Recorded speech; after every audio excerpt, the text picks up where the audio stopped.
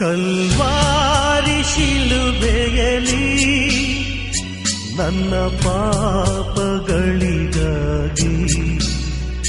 ಹಿಂಸೆ ನೋವನು ತಾಳಿ ಶ್ರೀಯೇಸು ಬಲಿಯಾಗಿ ನನ್ನ ರಕ್ಷೆಗೆ ರಕ್ತ ಸುರಿಸುತ್ತ ಪ್ರಾಣ ನೀಡಿದ ಆ ದೃಶ್ಯವು ಘೋರ ಘೋರ ಕ್ರೂರ ಅತಿ ಕ್ರೌರ್ಯ ಮನನೋವಲ್ಲಿ ಗೋಳಾಡಿದೆ.